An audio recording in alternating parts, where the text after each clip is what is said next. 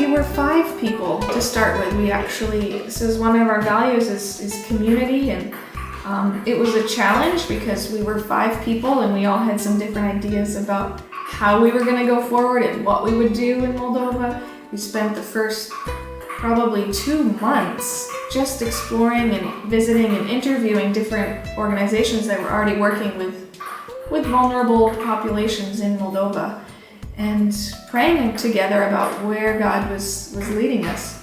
We were 1 Moldovan, 1 Romanian, and 3 Americans at that time, 5 of us, the first initial team. And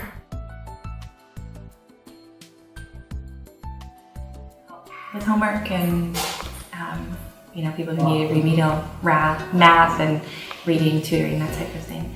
And that kind of grew. We partnered with the school. They offered us some space so that we could, bring the kids in and start kind of doing these programs. Started pretty small, and then over the last 6, almost 7 years, it's grown into, this big space we were at. We've been dreaming about a place like this for many years. We were in the institution, the state institution, for 5 years, and all that time saying, it'd really be great if we had our own space. It'd really be great if we had our own space. But I don't know if we were ready to take that leap of faith. I don't know if we believed we could actually have something like this. And finally, by circumstances, we were forced to leave and said, okay, it's time. Time to take that leap of faith. We looked for a property nearby and we found this for sale sign, and within 10 days of starting to look. So we talked to the owner, and he let us actually move in before paying him a single penny, and even gave us the freedom to start renovating as we paid the payments over a period of 6 months, and just trusted that all the funds would come in, and they did. So we're just so thankful that God provided and that gave us the faith to take that leap of faith. Mm-hmm. So I guess that's what drew me here, was this great need of children needing loving adults in their lives. I think we thought this just, one day at a time, but we've always had a vision of having, our own place, our own space, our own center to offer a place of hope and safety for children at risk who are vulnerable, in that place where they can be loved and know their value, be empowered to have a chance at a brighter future, and then also to understand God's love for them and to learn to love Him. We're excited that we have this place now where we see our dream becoming a reality.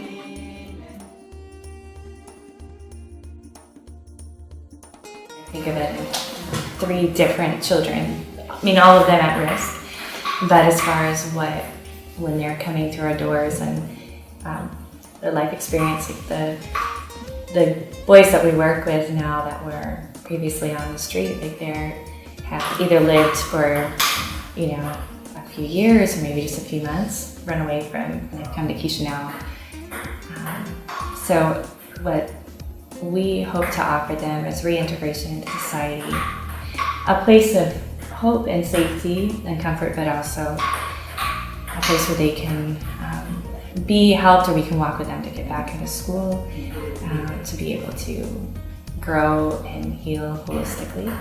And then for the younger kids, with the after-school program. I think about them first of all as our prevention with younger kids who are 1st grade through 9th grade, just walking with them. Mostly single-parent families. They've lost one parent either to a premature death, or maybe the parents are divorced.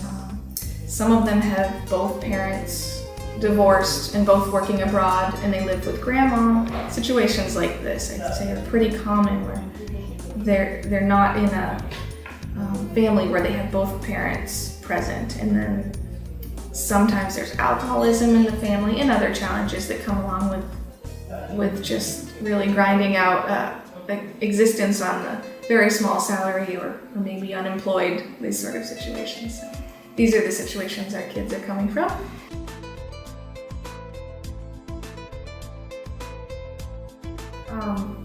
Also, impact clubs, which are it's a youth program where young people from 12 to 18 years old is about the age range. Mm-hmm. We're actually getting them excited about community service projects.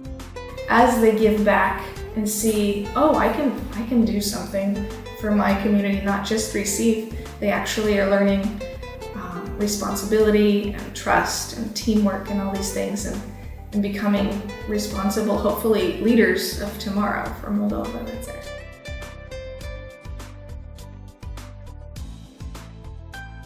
Hot meal. This is obviously important for kids who are growing and learning, and to have a hot lunch every day. It's amazing to see them eat it up. So good nutrition. We also offer them vitamins to supplement their diet. Especially in the winter, they're not getting a lot of vegetables at home.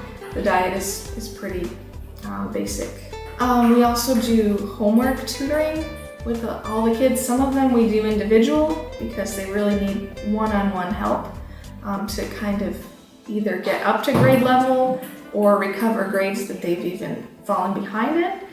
And then we have art therapy, where we do art and creative expression. We do Bible stories and moral and spiritual education, and also social skills, just helping them learn basic social skills that are important for any child or teenager who needs to launch into the world. So then we have this sewing and handmade greeting cards, where they're even learning some vocational skills, and not just the actual skill of sewing or gluing cards together, but the responsibility that comes with that. You know, finish what you started, pay attention to the details, listen to instructions, these sort of things that help them have employability skills in the future. And some of our basic expectations for them are, I listen the first time, I'm not violent, and I speak nicely, and I participate. So those are the basic, expectations that we have from the kids. But then beyond that, we've developed these a little more in-depth behavioral changes that we hope to see in them, which is, I can be responsible, I can be respectful, I can be trustworthy and pleasant. So these are the kind of our core social skills and behaviors that we want to see just rooted into them as they spend time here.